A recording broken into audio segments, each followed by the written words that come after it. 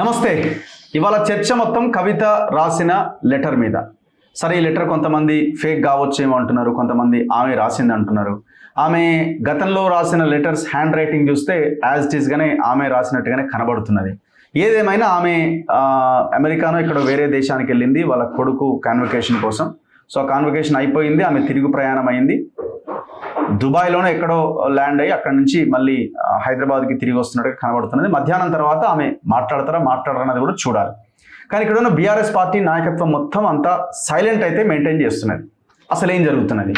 ఇది పెద్ద డ్రామానా, లేకపోతే నిజంగానే ఆమె అసంతృప్తిగా ఉందా? ఇట్లా రకరకాల ఒపీనియన్స్ వినబడుతున్న నేపథ్యంలో నా ముందు శరత్ కుమార్ గారు ఉన్నారు, ప్రముఖ హైకోర్టు అడ్వకేట్. సార్ నమస్తే. యా, మీరు ఎట్లా చూస్తున్నారు? ప్రతి అంశాన్ని విశ్లేషించే మీరు ఈ అంశాన్ని మీరు ఎట్లా చూస్తున్నారు? అందరిలాగానే మీరు అనుకుంటున్నారా, లేకపోతే డిఫరెంట్గా మీకేమైనా మీరు ఒక అంచనాకు వచ్చారా? అంటే ఒకటి, నేను ఆ వార్తను డిఫరెంట్ పేపర్స్లలో వచ్చిందని చదివినాను. ముక్తకంఠంతో అన్ని పత్రికలు చెప్తుంది ఏంటి అంటే, కవిత ఆఫీస్ వాళ్ళు కానీ టీఆర్ఎస్ పార్టీ అధికార వర్గాలు కానీ ఈ ఉత్తరం జెన్యూన్ అని ధృవీకరించలేదు అని అన్నారు. ఇది ఫస్ట్ పాయింట్. మనం జర్నలిస్టిక్ ఎథిక్స్కి పోదాం. When nobody is confirmed it, పత్రికలు ఈనాడు శీర్షిక కట్టి ఆ వార్త రాయడం వెనుక ఉద్దేశం ఏంది అంటే, ఈనాడు ఈ ప్రింట్ మీడియాకి లక్షల రూపాయలు ఖర్చు పెట్టి ఫుల్ పేజ్ యాడ్స్ ఇవ్వడం వల్ల ఈ పత్రికలు కొన్ని పార్టీలకు, రాజకీయ పక్షాలకు మేము రుణపడి ఉన్నాము అనే భావనలో జర్నలిస్టిక్ ఎథిక్స్ స్టాండర్డ్స్ అన్నీ వదిలెట్టేసేసి వీళ్ళు వార్తలు పబ్లిష్ చేస్తున్నారు. ఇప్పుడు అదే సపోజ్ వేరే ఏదైనా వార్త అనుకోండి, మనం వెరిఫికేషన్ చేయకుండా రాస్తామా? అది పబ్లిష్ అవుతుందా? దట్టు ఫ్రంట్ పేజీలో వస్తుందా? సెకండ్ హెడ్లైన్లో లీడ్ ఐటమ్గా వస్తుందా? జర్నలిజం చదువుకున్న మనకైతే కొన్ని ఎలిమెంటరీ కట్టెన్సీస్ ఉంటాయి కదా. This is one point of it which I want to pose it before the print media. When you publish a news item, what is the standard that you adopt? ఎథికల్గా, మోరల్గా, journalistic standards ప్రకారంగా we are accountable to press council of India. Tomorrow DRS వాళ్ళకి internal source ఉండొచ్చు, వాళ్ళు confirm అని decide అయిన తర్వాత internal source లేదు, ఏది లేదు. ఆమె డైరెక్ట్ ఆమె ద్వారా తెలుసుకోవచ్చు. అదే చెప్పమంటున్నాను. నేను ఒక చిన్న విషయం చెప్తున్నాను. ఆర్కేతోని కవిత ఒక ఫేస్ టు ఫేస్ ఒక ప్రోగ్రామ్ చేసింది. అవును. అందులో కవిత ఏం చేసిందంటే, ఏమండి నేను మా డాడీకి మధ్య జరిగిన కాన్వర్జేషన్ మీకు ఎట్లా తెలిసింది? మీరు ఎట్లా అక్కడ ఉన్నారా? మీరు ఎట్లా రాయగలరు అని. అంటే నేను జర్నలిజంలో చేరినప్పుడు నువ్వు జగాలు దొడుకున్నావు తల్లి, నువ్వు చిన్న చిన్న బట్టలు దొడుకున్నావు. జర్నలిజం అంటేనే అది. నీ నోట్లో నీ ఆవులిస్తే పేగులు లెక్క పెట్టడమే జర్నలిజము. మాకు అన్ని సోర్సులు ఉంటాయి, ఆ పద్ధతులు ఉంటాయి.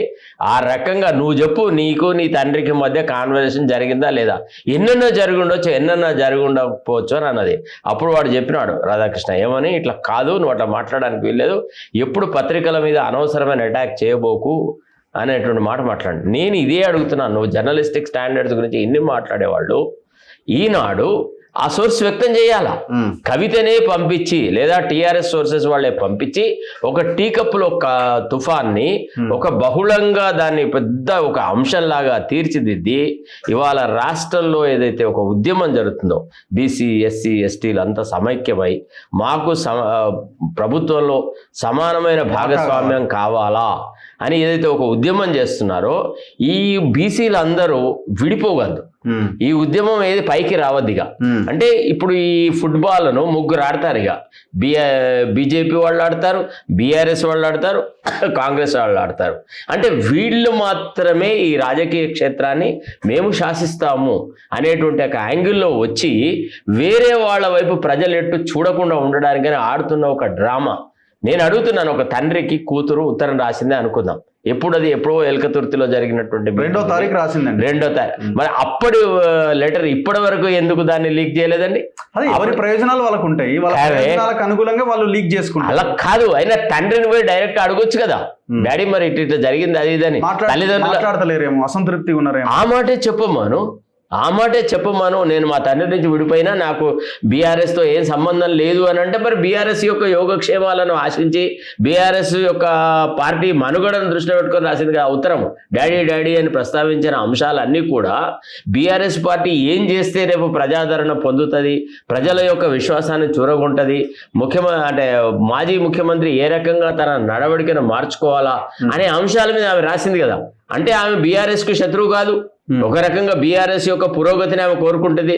మళ్ళీ బీఆర్ఎస్ పవర్లోకి వస్తే ఆ పవర్లో షేర్ కోసమే కదా ఆమె చేసేటువంటి ఉద్దేశం. ఆమె బీఆర్ఎస్ మీద యుద్ధం చేయట్లేదు కదా. పేద ప్రజల తరఫున రాసిందా? చెప్పండి ఒక మాట. ఏ అంశాల మీద రాసింది ఆమె ఉత్తరం?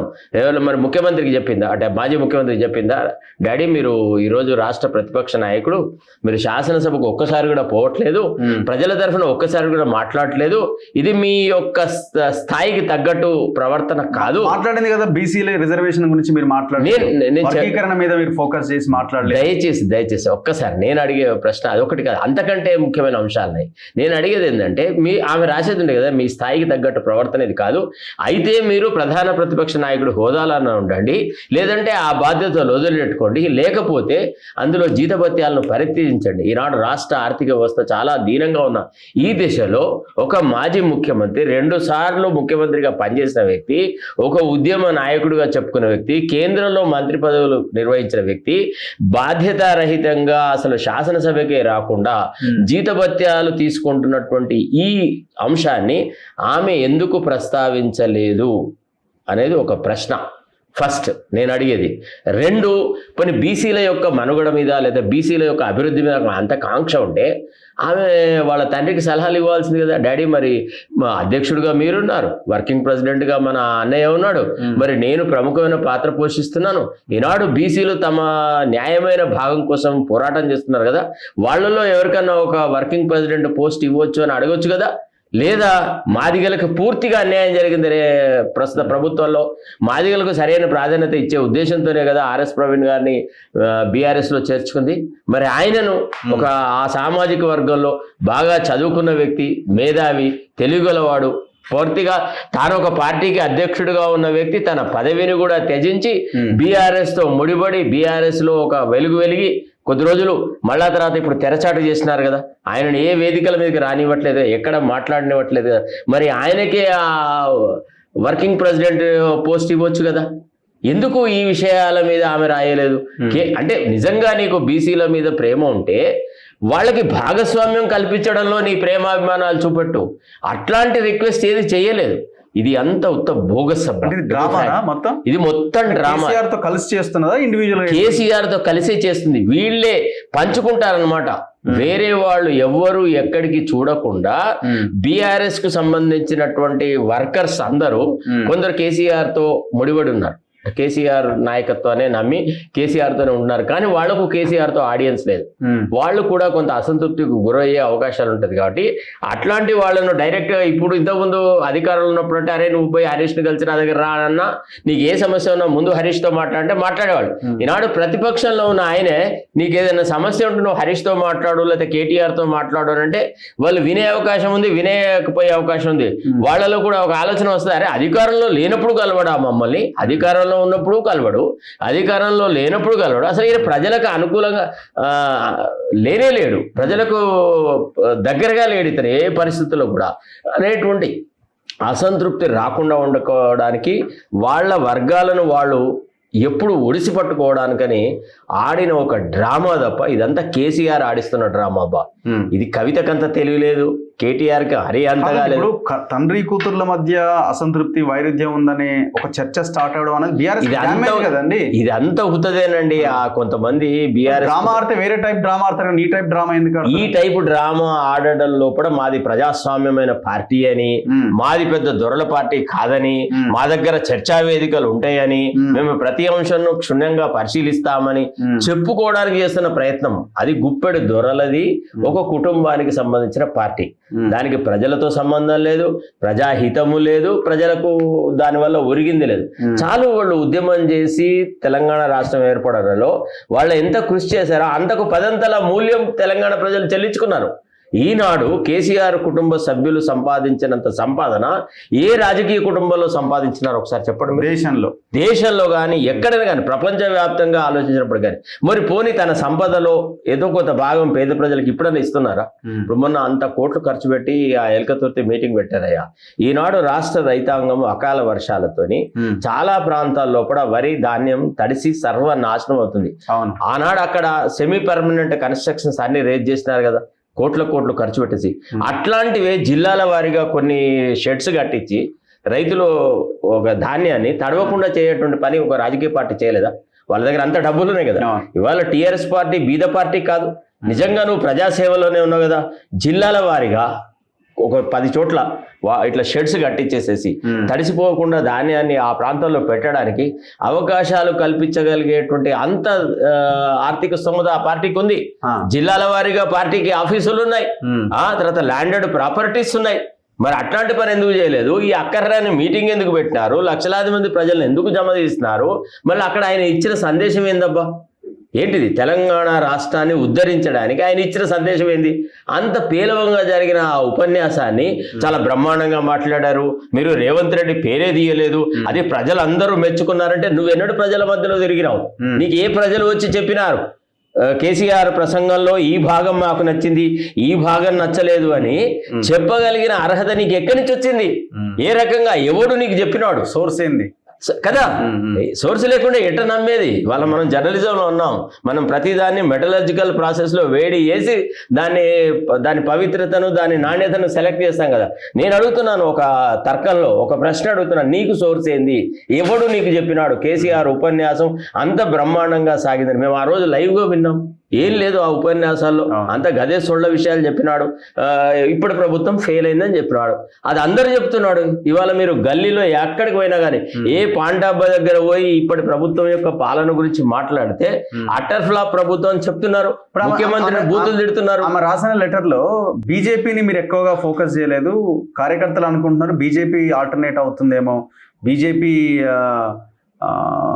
తో పొత్తు పెట్టుకుంటారేమో అన్న ఒక అభిప్రాయం కార్యకర్తల్లో వస్తుందన్న ఒక లైన్ కూడా ఆమె రాయడం జరిగింది ఆ లెటర్ లో. చూడు రఘు, మనం కూడా వాళ్ళ నేను ఎక్కువ సఫర్ అయిన వారి వల్ల అందుకు కావచ్చు నేను ఇట్లా అంటున్నానన్న ఒక లైన్ కూడా పెట్టింది. ఒక విషయం, ఇప్పుడు మీరు ఈ కోణంలో ఆలోచిస్తున్నారు, నేను ఇంకో కోణంలో ఆలోచిస్తున్నాను. మన ఇద్దరం సాటి జర్నలిస్టులం కదా. నేను ఇంకో కోణంలో ఏం ఆలోచిస్తున్నా అంటే, ఈ ఊబిలోకి అనవసరంగా మనల్ని తీస్తున్నారు. తీసుకువచ్చి ఇప్పుడు నాతో ఈ చర్చ పెడితే ఇప్పుడు నేనేమంటాను, బీజేపీ రాష్ట్రంలో ఎదగడం అనేది ఇంపాసిబుల్. ఉన్న అయ్యా ముగ్గురు తొమ్మండుగురు రోజు కొట్లాడక వస్తున్నారు, వాళ్ళలో అసలు సయోధ్య లేదు, కార్యకర్తలను పట్టించుకున్న నాథుడే లేడు. అక్కడ ఎవడయ్యా ఇవాళ వాళ్ళు పార్టీని నెక్స్ట్ ఎలక్షన్స్ వరకు తీర్చిదిద్దగలిగే నాయకత్వం ఎక్కడుంది? వాళ్ళ దాంట్లో ఒక బీసీకి నాయకత్వం వస్తుందేమో అనే భావన వస్తే కిషన్ రెడ్డి ముఖ్యమంత్రి ఇద్దరు కలిసి ఈటెల రాజేందర్ మీద ఎంత మన్ను పోయాలో అంత మన్ను పోశారు కదా. ఇదంతా ఎందుకు తీసుకొచ్చినారు ఈ వివాదం అంతా? ఇవాళ ఈటెల రాజేందర్ గురించి అందరూ బీసీ నాయకులతో, బీఆర్ఎస్ లో ఉన్న బీసీ నాయకులు, కాంగ్రెస్ లో ఉన్న బీసీ నాయకులు, ఇతర పార్టీల్లో ఉన్న బీసీ నాయకులు అందరూ ఈటెల రాజేందర్ మీద ఎందుకు మన్ను పోసినారు? ఏమైంది? బీసీల నాయకత్వాన్ని ఎందుకు బీజేపీ పార్టీ పక్కకు పెట్టింది? దేశవ్యాప్తంగానేమో కుల జనగణన చేస్తా అనేటువంటి పార్టీ ఇవాళ పార్టీ అధ్యక్షుడిని ఎంపికలోనే ఇంత జాప్యం చేస్తుంది. వాళ్ళల్లో పోరాట పటిమ ఎక్కడుందబ్బా? ఏ విషయంలో మీరు ఇవాళ బీఆర్ఎస్ని ఈ రాష్ట్ర ప్రభుత్వం చేస్తున్నటువంటి ప్రజా వ్యతిరేక కార్యక్రమాల మీద ఉద్యమం చేస్తున్న పార్టీగా గుర్తిస్తారో చెప్పండి. మీరు ఎట్లా వాళ్ళ ఆల్టర్నేటివ్ అవుతారని మీరు ఊహిస్తున్నారు. ఇదంతా ఏంటంటే నా ద్వారా చెప్పించడం లేదా నీ ద్వారా చెప్పించడం అనేది బీఆర్ఎస్ అసలు బీజేపీ అనేది బీఆర్ఎస్ కు ఆల్టర్నేటివ్ కానే కాదు. ఎన్నడైనా సరే బీఆర్ఎస్ఏ కాంగ్రెస్ కు ఆల్టర్నేటివ్ అని చెప్పించడానికి ఈ రకమైనటువంటి ఫీలర్స్. కవిత పార్టీ జంపింగ్, పార్టీ కొత్త పార్టీ ఎందుకు పెడతారబ్బా?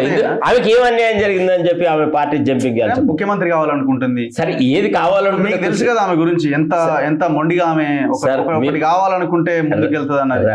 మీలాంటి వాళ్ళు కూడా బయటకు వచ్చారు కదా. అది కాదండి, నేను అనేది ఒక విషయం చెప్తున్నా లేదా, అయ్య దగ్గర అలిగి ఏదన్నా సాధించడం వేరు, ప్రజాక్షేత్రంలో ప్రజా ఉద్యమాలు చేసి ఒక ముఖ్యమంత్రి స్థాయికి ఎదగడం వేరు. ముఖ్యమంత్రి స్థాయికి ఎదగడం అనేది ఏమైనా చిన్న పిల్లవాళ్ళ ఆటన అయింది. ఎంతమంది ప్రజల యొక్క అభిమానాన్ని చూరగొనాలి.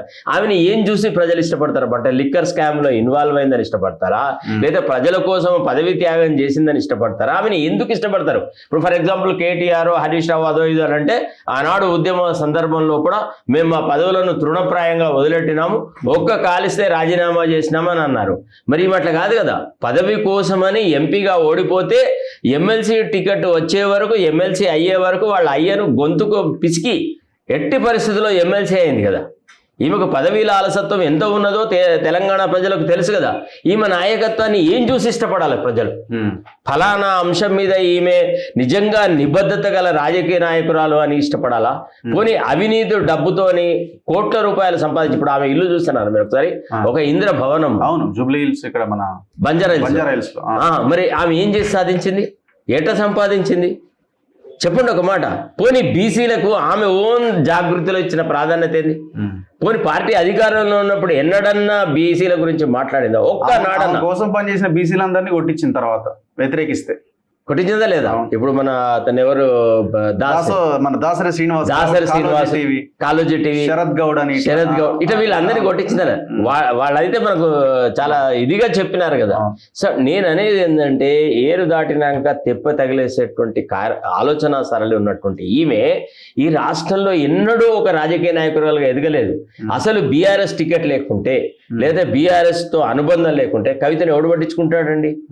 ఎంతమంది దొరలకు బిడ్డలేరు? ఈమెకంటే అందగత్తెలు ఉన్నారు, ఈమెకంటే తెలుగులో ఉన్నారు. ఒకవేళ ఆమె ఈ లెటర్ నిజమే, ఆమె అనుకున్నది, ఆమె మాట్లాడింది లెటర్ లో పెట్టి, ఆమె అనుకున్నది లెటర్ లో పెట్టి నిజంగానే ఆమె బయటకు వచ్చే పరిస్థితి ఉంటే ఆమెకి ఏమైనా ఫ్యూచర్ ఉండే అవకాశం ఉందా? ఏముండదు.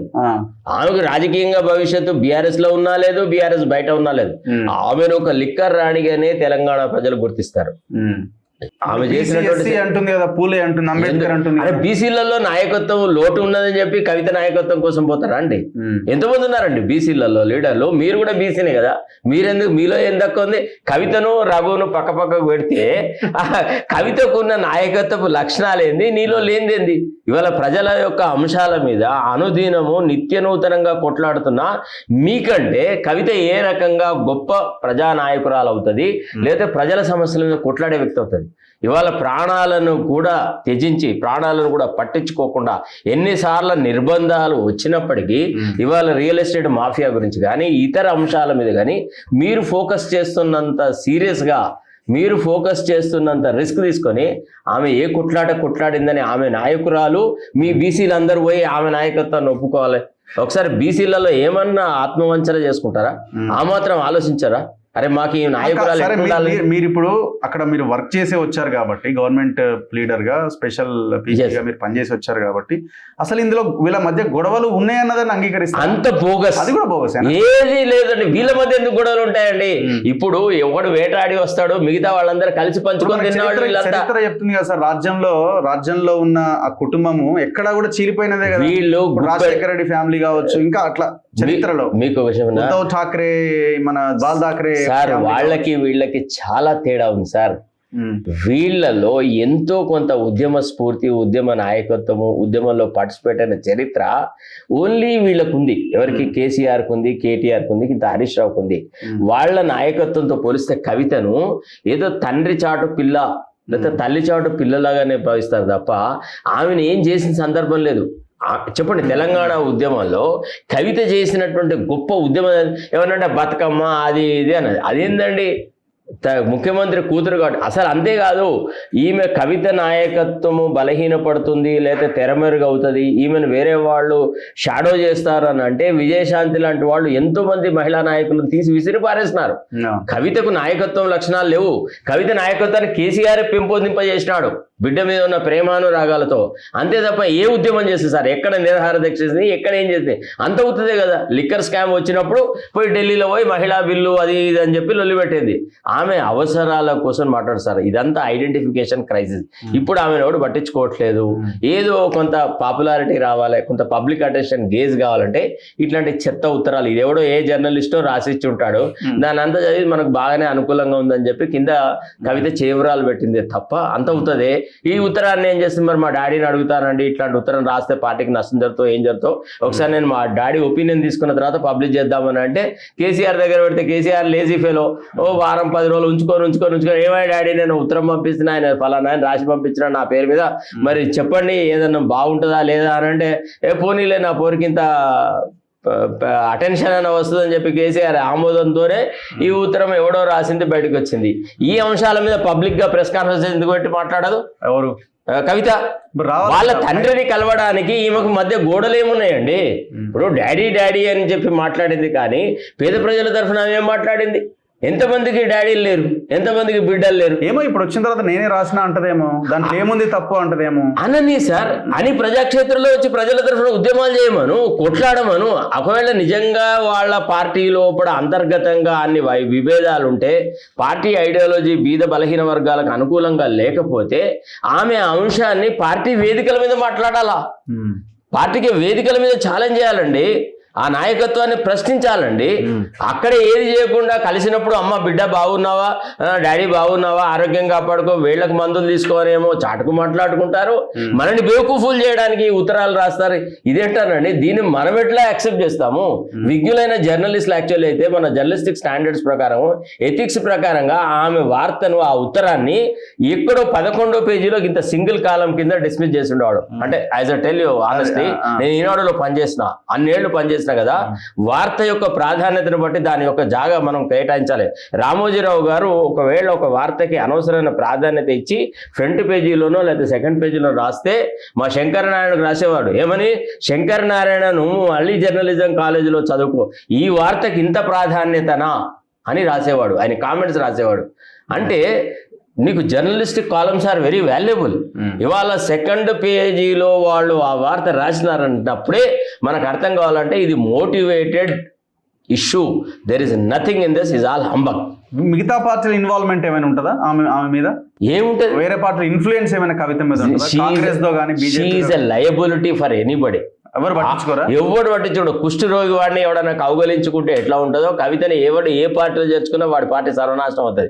ఏం చూసి కవితను వాళ్ళ పార్టీలో చేర్చుకుంటారంటే, వాళ్ళ పార్టీలలో ఇంతకంటే గొప్ప నాయకురాలు లేరైనా? చెప్పండి ఒక మాట. ఏ పార్టీలో చేరుతుంది? మనలో మాట. కాంగ్రెస్ లో చేరితే ఆమెకి ఏమైనా ఇంపార్టెన్స్ ఉంటుందా? సీతా దయాకర్ రెడ్డి కంటే ఏదో పాత తెలుగుదేశం పార్టీ బ్యాక్గ్రౌండ్ ఉంది కాబట్టి ఓ మహిళా దానికి, ఓ పౌర హక్కుల సంఘానికి దాని దీన్ని చైర్మన్ చేసినాడు. కాంగ్రెస్ పార్టీలో చేరితే ఈమెనోడు పట్టించుకుంటాడు? అక్కడ ఉండే వెలమదూరలు ఆడున్నారు కదా.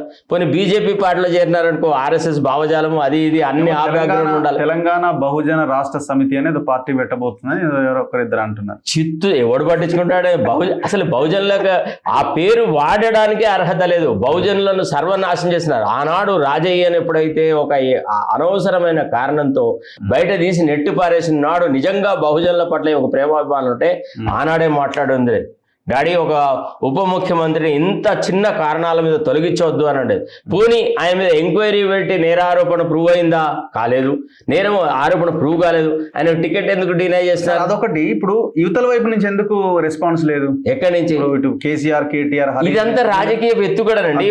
ఒక ఫీలర్ వదులుతారు, దీని మీద ప్రజలు ఎట్లా రెస్పాండ్ అవుతున్నారు చూసి అప్పుడు వాళ్ళకి ఏది అనుకూలంగా ఉంటే ఆ యాంగిల్లో మాట్లాడతారు. ఇప్పుడు ప్రతి దాని మీద ట్విట్టర్ లో మాట్లాడే కేటీఆర్ ఎందుకు మౌనంగా ఉన్నాడు? అంటే కేటీఆర్ కు భాష చచ్చిపోయిందా? భావాలు చచ్చిపోయిందా? ఆలోచనలు చచ్చిపోయిందా? ఏంటిది? ఆయన ఎందుకు మాట్లాడలేదు? ఆయన మాట్లాడాలి కదా. ఈ ఉత్తరంతో మాకేం సంబంధం లేదనాలి, లేదా సంబంధం ఉండదనాలి, లేదా మా చెల్లెకి ఇట్లాంటి భావనలు ఏదో ఒకటి చెప్పాలి కదా. ఇప్పుడు ప్రతిదానికి అవసరం ఉన్నా లేకున్నా ఎన్నో విషయాలు ఆయన మాట్లాడుతూ ఉన్నాడు కదా. ఇప్పుడు ఎందుకు మాట్లాడట్లేదు? ఇది కావాలని సృష్టించినటువంటి ఒక ఆర్టిఫిషియల్ డ్రామా. దీనికి తెలంగాణ ప్రజలు ఏ మాత్రం ప్రాధాన్యత ఇవ్వాల్సిన అవసరం లేదు. ఇవాళ రాష్ట్రంలో చర్చించడానికి చాలా సమస్యలు ఉన్నాయి. అకాల వర్షాలతోని రైతులు నాశనం అవుతున్న తీరు గురించి మాట్లాడాలా? అభయహస్తం పేరిట ఎన్నో అలవిగాని వాగ్దానాలు చేసి అన్నిటి తుంగలో దొక్కిన ప్రభుత్వం యొక్క నిర్లక్ష్యం మీద మాట్లాడాలా?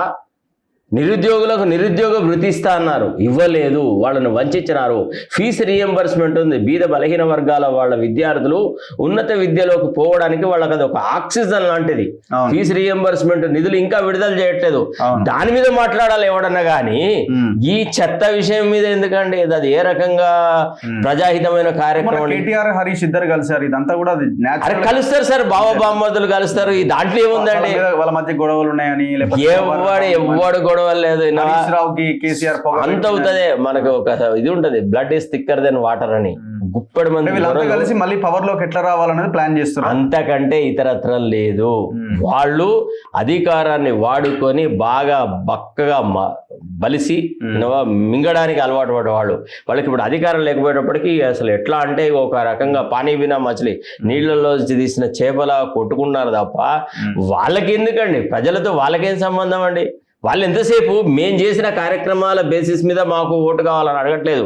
రేవంత్ రెడ్డి ప్రభుత్వం ఫలానా రంగాలలో విఫలమైంది, ఫలానా చోట్లయింది, అందుకోసం మమ్మల్ని గౌరవించండి అంటున్నారు.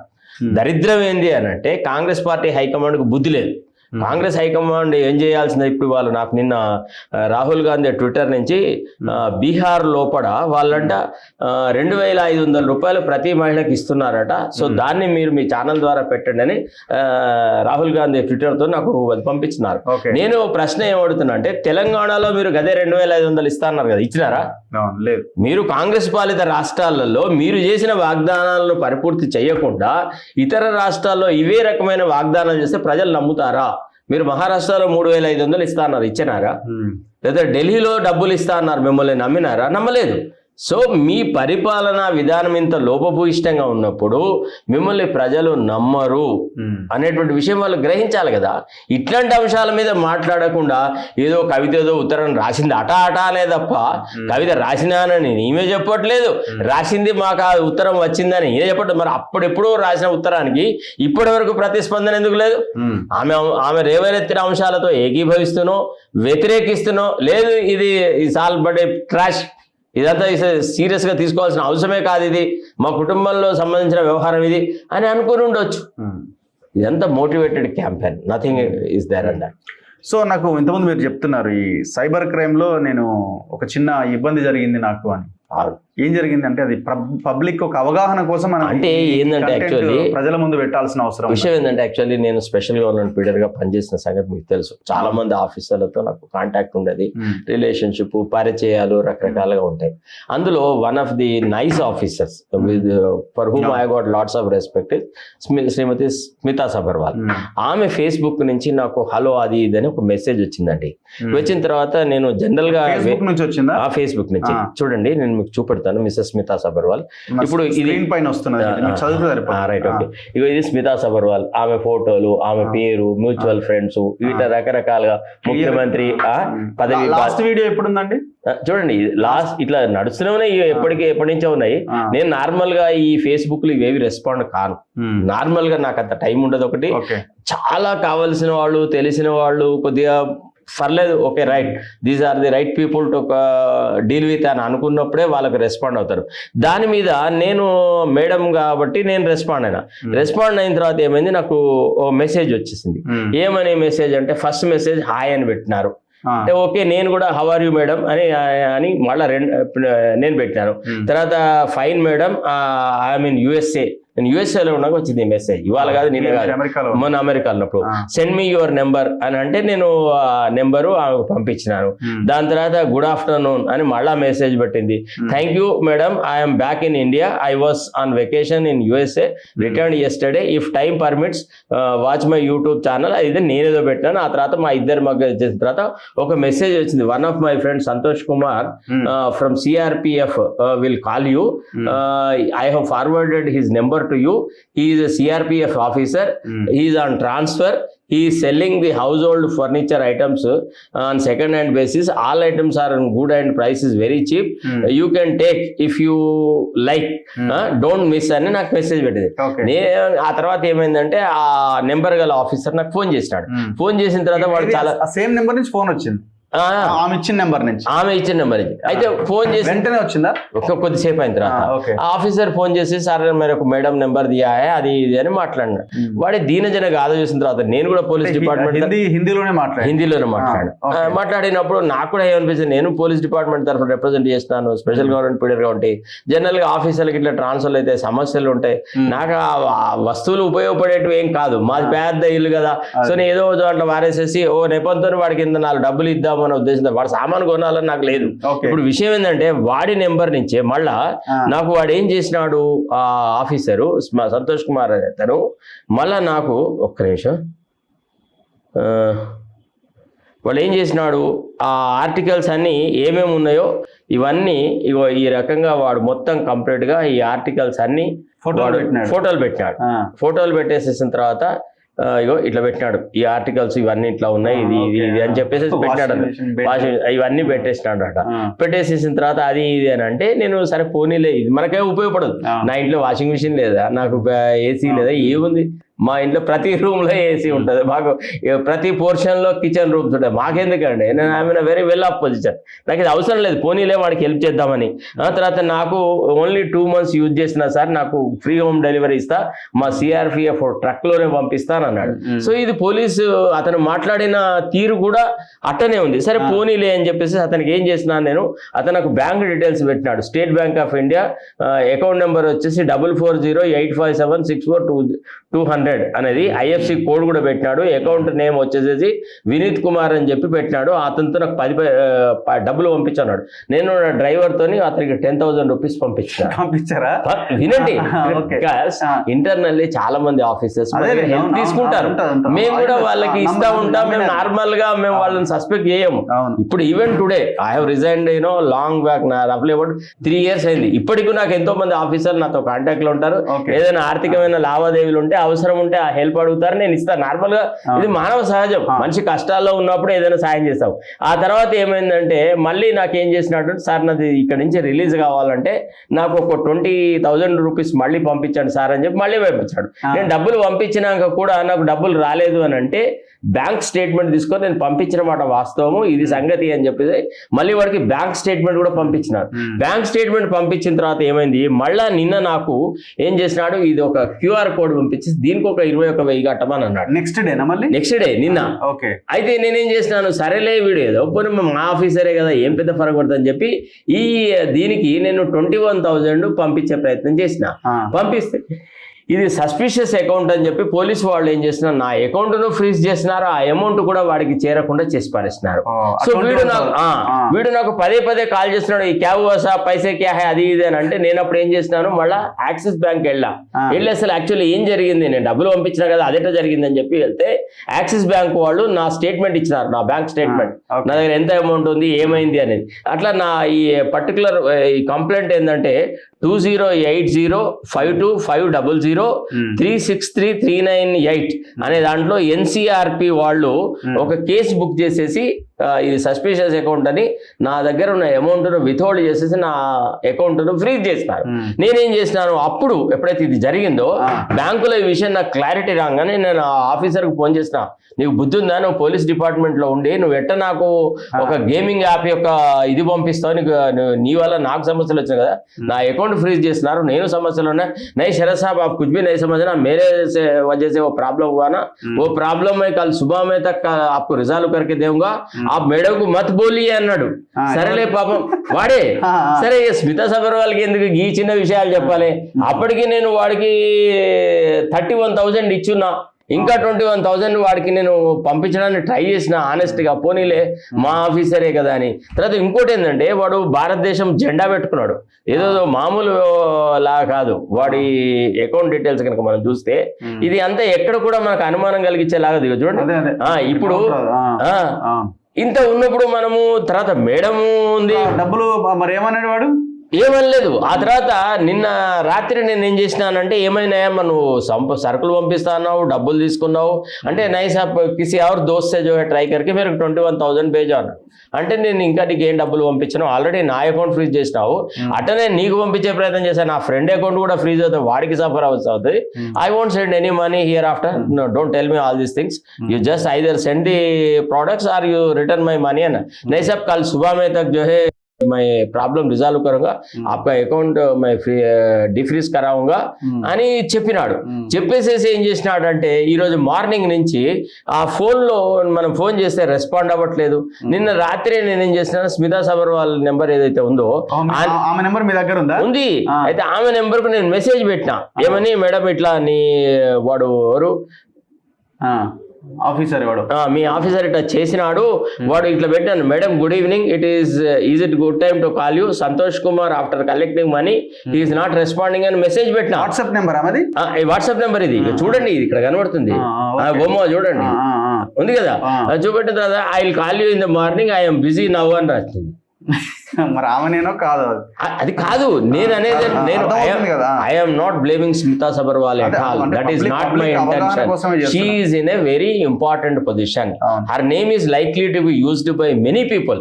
Today I suffered, it doesn't make any difference to me, ఎందుకంటే to my financial status and to my position 30,000 doesn't mean anything. కానీ అమాయక ప్రజలు ఎవరు మోసపోకూడదు. ఒకవేళ నిజంగా ఆమె అకౌంట్ ను ఎవరైనా మిస్యూజ్ చేస్తుంటే it is her duty to see that her account is not misused. ఇప్పుడు ఫేస్బుక్ లో ఆమె అకౌంట్ ఎప్పటి నుంచో అట్లా మిస్లీడ్ అవుతుంటే, వేరే వాళ్ళు వాడుకుంటుంటే దానివల్ల ఎంతమందికి అన్యాయం జరుగుతుందో కదా. లాస్ట్ ఏమన్నారు అంతేనా, మార్నింగ్ కాల్ చేస్తాం అక్కడికి ఆగిపోయింది అయింది. ఆ తర్వాత నేను మళ్ళీ మార్నింగ్ ఇక కాల్ చేయలేదు. ఇప్పుడు మీ దగ్గరికి వచ్చినాక నేను ట్రై చేసినాను, there is no response. So నేను అనేది ఏంటంటే ఆ నెంబర్ కి మనం ఎంతమంది కాల్ చేస్తే నాట్ వ్యాలిడ్ అని వస్తుంది అనుకుంటా. లేదు రాలేదు আপুনি ডায়েল কৰা নম্বৰটো বৈধ নহয়, অনুগ্ৰহ কৰি আপুনি ডায়েল কৰা নম্বৰটো চেক কৰক. ఇప్పుడు ఇదే కదా మీరు చెప్పింది, అదే 7099. అవును కరెక్ట్, లాస్ట్ 38 అదే నెంబర్ కదా, అదే నెంబర్. ఇప్పుడు ఆ నెంబర్ కు మనం కాల్ చేస్తే ఇది ఆమె భాష, ఆమె ఇచ్చిన నెంబరేనా అది? ఇది ఆమె నెంబర్ మా దగ్గర ఎప్పటి నుంచో ఉందండి. ఓకే, ఇప్పుడు ఆమె నెంబరు ఆమెదే కాదు, చాలా మంది ఆఫీసర్ల నెంబర్లు ఉంటాయి మా దగ్గర, మా ఫోన్. అదర్ స్టేట్ ఆడియో వస్తుంది. ఇప్పుడు నేను గవర్నమెంట్ లో పనిచేసిన కాబట్టి ఐ గాట్, ఇప్పుడు నా ఫోన్ బుక్ లో కూడా టాప్ ఆఫీసర్లది, టాప్ వాళ్ళది ఎంతో మంది నెంబర్లు ఉంటాయి. మళ్ళీ రిప్లై లేదు, ఏం లేదు. See I'm not blaming her at all, that is not my intention at all. I don't think she would have supported such a rogue. I don't think she has supported such a rogue at all. That officer may have misused her position. వాడు ఆమె పేరు చెప్తే Sarath sir respect ఇస్తాడు అన్న ఉద్దేశంతో వాడికి నేను పరిచయం ఉండుంటది, వాడికి నాకు ఎంత ప్రాక్సిమిటీ ఉంది టాప్ బ్రాస్ తోని అనే విషయం గ్రహించి వాడు ఆమె పేరును వాడుకున్నాడు. In a way it also reflects on my foolishness. I would have verified from her. The amount is so small కాబట్టి ఆమె పేరు చెప్పినాడు అని చెప్పేసి that too is an officer క్యా హోతా అని నేను లైట్ తీసుకున్నాను. So there may be an element of negligence on my part also. The idea of doing this programme ఏంటంటే సామాన్య ప్రజలు ఎవరు కూడా పెద్దవాళ్ల పేరుతోని ఈ రకమైనటువంటి కాల్స్ వచ్చినా, ఈ రకమైనటువంటి మెసేజెస్ వచ్చినా నమ్మకండి. ఆ ఎవరి పేరు చెప్పైతే వాళ్ళు డబ్బులు అడుగుతున్నారో మాట్లాడి వెరిఫికేషన్ చేసుకొని తర్వాత మాత్రమే డబ్బులు ఇవ్వాలి. ఇప్పుడు చూడండి, నాకు ఇది ఎంత పెద్ద ఇష్యూ అంటే, నేను ఉండేది మాదాపూర్ లో. సైబర్ క్రైమ్ మా ఇన్స్పెక్టర్లు చాలా మంది తెలిసిన వాళ్ళు, ఎవరి దగ్గరకైనా పోయి ఒక కాంప్లైంట్ ఇస్తే ఒక గంట సేపట్లో వీడు బతుకు బజార్ అంతా తీసి బయటకు తీసుకురాగాడు. It is not an issue, but it may cause an embarrassment to her also. Sharath ji, మేరకు తో you have not spoken to me, you have not called me, how did you believe some unknown fellow who takes my name అనే అవకాశం ఉంటాయి కదా. ఆమె నాతో అన్నదా, శరత్ గారు మీరు ఇంత పెద్ద అడ్వకేట్ కదా, మీరు స్పెషల్ గవర్నమెంట్ ప్రిపేటర్ గా పనిచేస్తున్నారు, నా పేరు మీద ఒక మెసేజ్ వచ్చినప్పుడు నాకు మీరు ఫోన్ చేయాలి కదా అని అడుగుతాడు కదా. సో నేను I also blindly trusted because that fellow he's taken our name. అందుకే నేను కంప్లైంట్ కూడా ఇవ్వలేదు. ఎందుకు కంప్లైంట్ ఇవ్వలేదు? ఆమె ఇమేజ్ దెబ్బతినొద్దు. I should not become a problem to her. Because I respect that proximity or that friendship or whatever is the relationship that I have towards her as a good officer. So I don't want that to be bartered. So that is the reason I did not give any complaint. ప్రజలందరూ కూడా I have no intention. Example and ఎవరైనా డబ్బులు అడిగినా ఇంకోటి అడిగినా ఆ person తో contact అయ్యి ఆయనతో మాట్లాడడం మనం డిసైడ్ అయిన తర్వాత మాత్రమే ఏదైనా చేయాలి. అంటే ఇటీవల ఈ సైబర్ క్రైమ్స్ యొక్క సంఖ్య చాలా పెరిగిపోయింది. ఇప్పుడు రేపు ఆర్టిఫిషియల్ ఇంటెలిజెన్స్ తో ఆడియోలే తయారు చేస్తున్నారు. అదే కదా, మన ఒక చిన్న లైన్ తీసుకుని ఆడియో మనమే మాట్లాడినట్టుగా కూడా తయారు చేసి చేస్తారు. అంటే those who are occupying responsible positions, public positions, it also becomes elementary their duty to see that their name is not being misused by others. For example నేను అంటే మనలో మాట నేను విన్నాను, నా డ్రైవర్ నాడు అనుకో, అనవసరంగా వాడిని ఫోన్ చేసేసి, వాడు మీకు తెలుసు రఘు గారు తెలుసు నా డ్రైవర్లు, రఘు గారు ఇట్లా మా సార్ ఇట్లా ఎక్కడో లేడు సార్, అందుబాటులో లేడు సార్, నాకు ఒక 2,000 అవసరం ఉంది అని అంటే మీరు ఏం చేస్తారు? శరత్ సార్ డ్రైవర్ అని ఇచ్చేస్తారు. మీరు ఒక 2,000 కోసం నాకు ఫోన్ చేయరు కదా. శరత్ గారు మీ డ్రైవర్ 2,000 అడుగుతున్నాడు అంటే, సార్ మా సార్కి చెప్పకండి సార్ అని కూడా అంటున్నాడు ఒక్కొక్కసారి. వాళ్ళు అడిగితే నేను చెప్తున్నాను ఒక మాట, ఒకవేళ వాళ్ళు కనుక మిస్యూజ్ చేసేస్తున్నారు. అఫ్ కోర్స్ మా డ్రైవర్లు very honest people, they don't ask ask anybody, they don't need anything, that is a different thing all together. కానీ మన కింద పనిచేసే వాళ్ళు అట్లా మిస్యూజ్ చేసే అవకాశాలు ఉంటాయి. కాబట్టి ఎవరు కూడా ఫలానా వాళ్ళు దగ్గర పనిచేస్తున్నా అనే ఆ ప్రాక్సిమిటీని, ఆ రిలేషన్ మిస్యూజ్ చేస్తే నమ్మొద్దు. ఆ వ్యక్తితో డైరెక్ట్గా మాట్లాడి వ్యవహారాలు చేయాలి. ఒక రకంగా ఇది మై ఫూలిష్నెస్ ఆల్సో. ఆవిడ కాల్ మేడం ఇట్లా ఉంది, somebody says that is known to you అని. అంటే నేను అడగకపోవడానికి మెయిన్ కారణం ఏంటంటే ఆమె నెంబర్ నుంచే నాకు మెసేజ్ వచ్చింది, somebody known to me is in trouble, is transferred, he wants some money and he wants to cell of some, ఇది మీరు తీసుకోండి అని సజెషన్ ఇచ్చింది. కాబట్టి సరేలే, నేను జనరల్గా ఏం చేస్తానంటే ఇట్లాంటివి ఏమైనా వస్తే తీసుకొని అనాథాశ్రమాలకి ఇస్తా. To be frank with you, రెగ్యులర్గా మా బాబు కానీ మేము కానీ బతుకున్నప్పుడు మా బాబు ఇటనే చేసేవాడు అన్నట్టు. మంచి మంచి బట్టలు అవి ఇవి. రోజు రాత్రి మా ఇంట్లో మిగిలిన భోజనం కూడా మా బాబు ఏం చేశాడంటే మంచిగా ప్యాక్ చేసుకొని పోయి వీధిలో ఎవరైనా ఉంటారు కదా వాళ్ళకి ఇచ్చి వచ్చేవాడు. వాడు వాళ్ళ మమ్మీతో గొడవడు, అరే రాత్రి మనము అన్ని నువ్వు పంచి వచ్చినాక ఎవరైనా బంధువులు వస్తే ఎట్లా మళ్ళీ వండుకుందాం మమ్మీ, వాట్ ఇస్ దిస్, నువ్వు ఎవడో వస్తాడని ఊహతోనే చేస్తున్నావు, ఎంతో మంది ఆకలితో అక్కడ పడిచేస్తారని వాడు పోయి పంచి వచ్చి ఉండేవాడు అనమాట. సో మనం ఆ రకంగా బిహేవ్ చేయడానికి అలవాటు పడ్డాం కాబట్టి కొంత ఉదారంగా ఉంటాం అట్లా. సో ఇంకొక ఇంపార్టెంట్ టాపిక్ కనిపిస్తున్నది, మావోయిస్ట్ చీఫ్, మావోయిస్ట్ సెక్రటరీ, ఆ పార్టీ సెక్రటరీ నేను నంబాల కేశవరావు గారు చనిపోవడం జరిగింది ఎన్కౌంటర్లో. ఆయనతో పాటు ఆయన టీంలో ఉన్న చాలా మంది కూడా మొన్న జరిగిన కాల్పులో చనిపోయారు. సో ఓవరాల్గా కేంద్రం టార్గెట్, అమిత్ షా మోదీ టార్గెట్ 2026 ఫిబ్రవరి కల్లా మావోయిస్ట్ అన్న పదం వినబడొద్దు అన్న లైన్లో వాళ్ళు వెళ్తున్నారు. ఇప్పటికే చాలా మందిని ఎన్కౌంటర్ చేస్తున్నారు. కరెక్ట్. సో వాళ్ళు ఒకవైపున సీజ్ ఫైర్ అడుగుతున్నా, మావోయిస్టుల వైపు నుంచి 4 లెటర్లు రాసినా కూడా కేంద్రం అసలు నో రెస్పాన్స్. ఇది ఎటువైపు వెళ్తున్నది? మావోయిస్ట్ పార్టీ ఇక ముగింపేనా? మీరేమనుకుంటున్నారు? ఒకటి సార్, ఫస్ట్ ఆఫ్ ఆల్ ఎన్కౌంటర్ల పేరు మీద ఒక రాజకీయ పక్షానికి చెందిన వ్యక్తులు, ఆ రాజకీయ పార్టీ యొక్క ఐడియాలజీతో మీరు ఏకీభవించినా ఏకీభవించకపోయినా ఆ ఆలోచన సరళి గల వ్యక్తులను ఏ రకమైనటువంటి నేర నిర్ధారణ జరగకుండా ఒక ప్రక్రియకు, అంటే చట్టబద్ధమైనటువంటి ప్రక్రియకు గురి చేయకుండా కేవలం వాళ్ళను కోంబింగ్ ఆపరేషన్స్ చేస్తానని ఆయుధాలు గల దళాలను పంపించి వాళ్ళను వెతికి పట్టుకోవడము, వాళ్ళు దొరికిన తర్వాత వాళ్ళను కాల్చి చంపడము, దాన్ని ఎన్కౌంటర్గా చిత్రీకరించడము, this is nothing but burial of article 21 of the constitution of India, right to life అనే దాన్ని మొత్తం పాతాళంలో తొక్కిపెట్టడం. నేను అనేది ఏంటంటే రాజకీయ పక్షాలతో విభేదాలు ఉంటే రాజకీయ పక్షాలకు చెందిన వ్యక్తులను చంపడం ద్వారా ఆ సలహాను, ఆ ఆలోచనను మనం అంతమొందించలేము. వ్యక్తులు అశాశ్వతం. ఇప్పుడు మావోయిస్టు ఉద్యమంలో కానీ, పీపుల్స్ వార్ గ్రూప్లో కానీ, తర్వాత ఇతర రాజకీయ పక్షాలలో గొప్ప నాయకులు చచ్చిపోయినారు. ఐడియాలజీ ఎప్పుడు చచ్చిపోలేదు. ప్రజలకి అది చాలా దగ్గరగా ఉంది. ఇవాళ వాళ్ళు ఈ తెలంగాణ రాష్ట్రంలో కానీ, ఆంధ్రప్రదేశ్ రాష్ట్రంలో, ఛత్తీస్గఢ్లో, ఒరిస్సాలో అక్కడక్కడ ఏదైతే రైతాంగం తరఫున వాళ్ళు పోరాటాలు చేసినారో, దౌర్జన్యాలకు వ్యతిరేకంగా కొట్లాడినారో, పేద ప్రజలకు ఒక రెమ్యునరేటివ్ లేబర్ వేజెస్ రావడానికి కృషి చేసినారో, తర్వాత పేద ప్రజలను రక్షించడానికి కృషి చేసినారో, ఆ కృషి యొక్క రికగ్నిషన్ వల్లనే వాళ్ళ యొక్క భావజాలము అనేది, వాళ్ళ ఐడియాలజీ అనేది ప్రజల గుండెలలో నిండి ఉంది. ఒక రకంగా మనము వాళ్ళని అంతమొందించాలనేటువంటి ప్రక్రియ అయితే తప్పు. Physical annihilation is not acceptable in a country where rule of law is to be operated.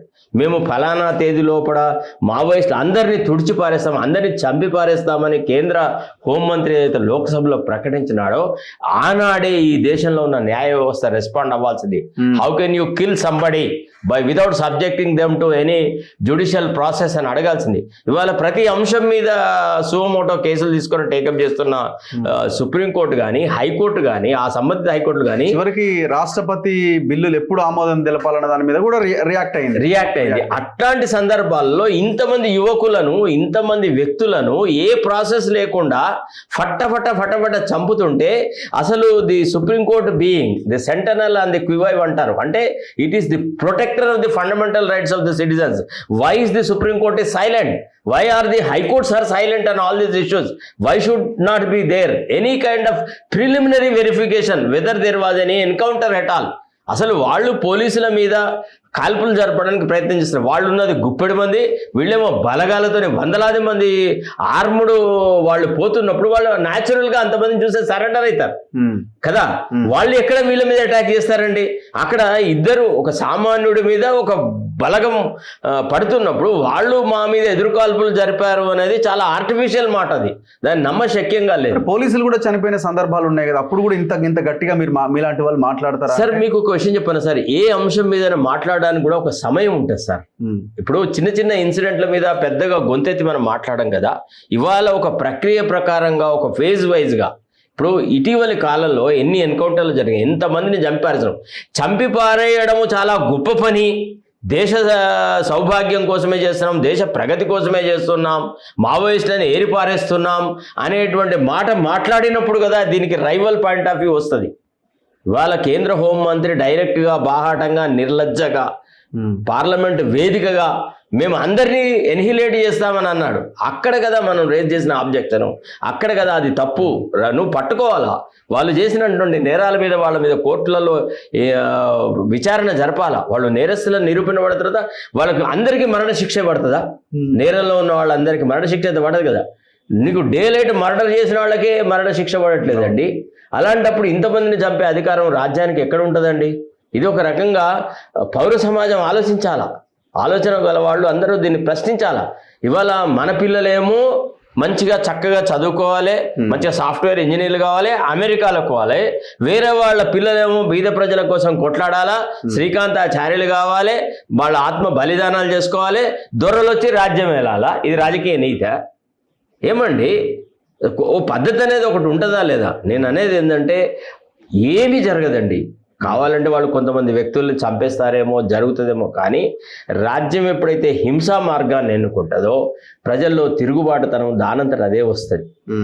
ఇవాళ అణిచివేతకు గురైనటువంటి వర్గాల వాళ్ళే కొంతకాలం తర్వాత మళ్ళీ వాళ్ళే అధికారులకు వచ్చినారు. Nepal is the best example. నేపాల్లో రాలేదా? ఇట్లనే వాళ్ళని ఎంతో కాలం అణిచివేస్తే వాళ్ళే అధికారంలోకి వచ్చారా లేదా? సో రాజ్యాధికారం తుపాకీ గొట్టం ద్వారా వస్తుందా, ఇంకే రకంగా వస్తుందా అనేది నేను చెప్పలేను. నేనేమంటానంటే, ఇప్పుడు మీరు నన్ను ఈ ప్రశ్న అడిగినారు కాబట్టి ఈ వేదిక ద్వారా I will appeal to all the naxalite leaders and other groups. మీరు ఈనాడు జనజీవన స్రవంతికి రండి. మీలాంటి వాళ్ళ రక్షణకు మాలాంటి వాళ్ళు ఉన్నారు. ఇవాళ సోషల్ మీడియా కానీ ఇతరులు కానీ వాళ్ళు జనజీవన స్రవంతిలో చేరుతానంటే వాళ్ళకి మనం మద్దతు ఇస్తాం, వాళ్ళకి సహాయ సహకారాలు అందిద్దాం. ఇప్పుడు ప్రతి 5 సంవత్సరాల కోసం తర్వాత ప్రభుత్వాలను మార్చగలిగినటువంటి జన చైతన్యం వచ్చింది. ఇవి నాటి రోజులు కాదు. అంటే మీరు ఏదో గెరిల్లా వార్స్ చేసి అడవులలో ఉండేసి కందమూలాలు తిని జీవితాలను త్యాగం చేయాల్సిన అవసరం లేదు. మీరంతా చురుకైన కార్యకర్తలు, మంచి రాజకీయ నైపుణ్యత గలవాళ్ళు, రాజకీయ చైతన్యం గలవాళ్ళు. మీరు జనజీవన స్రవంతిలోకి రండి. ప్రజాస్వామ్యబద్ధంగా, రాజ్యాంగం ప్రకారంగా, రిప్రజెంటేషన్ ఆఫ్ పీపుల్స్ యాక్ట్ ప్రకారంగా రికగ్నైజ్డ్ పొలిటికల్ పార్టీస్లో చేరండి. లేదా మీరే ఒక పొలిటికల్ పార్టీ పెట్టండి. మీ ఐడియాలజీని మీరు ఒక రాజ్యాంగబద్ధంగా ప్రచారంలోకి తీసుకురండి. మీరు ప్రజాహితం చేసిన వ్యక్తులుగా, ప్రజల తరఫున పోరాడిన వ్యక్తులుగా మనం కూడా వాళ్ళకు ఊతమిద్దాం, వాళ్ళకు సపోర్ట్ చేద్దాం. అట్లా వాళ్ళు జనజీవన స్రవంతిలో చేరాలి. ముఖ్యమంత్రి కూడా ఒక పెద్ద మనసుతోని డిక్లేర్ చేయాలా, ఏమని, మీరు రండి జనజీవన స్రవంతిలోకి, మా ప్రభుత్వ పరంగా ఈ రకమైన వెల్ఫేర్ మెజర్స్ టేకప్ చేస్తాం, మీ మీద కేసులు లేకుండా చేస్తాం, లేదా ఇంకేదైనా చేస్తాం. ఏదో ప్రోత్సాహాలు ప్రకటించేసి వాళ్ళందరినీ జనజీవన స్రవంతిలో చేర్పించాలి. అంతేగాని వేరే వాడి పిల్లల్ని నేను గన్నులు పెట్టి ఇది చేసి చంపుతా అనేటువంటి మాత్రం ఇది రాజ్యాంగ స్ఫూర్తికి విరుద్ధం అండి. దీన్ని నిర్ద్వందంగా ఖండిస్తాను. Anyway, thank you very much sir. మళ్ళీ ఇంకొక ఇంటర్వ్యూలో మరిన్ని అంశాల మీద మనం డిస్కస్ చేద్దాం. క్లోజ్ చేద్దాం. Thank you very much. ఇది అడ్వకేట్ శరత్ కుమార్ గారితో స్పెషల్ ఇంటర్వ్యూ. చూస్తూనే ఉండండి మన తొలి వెలుగు.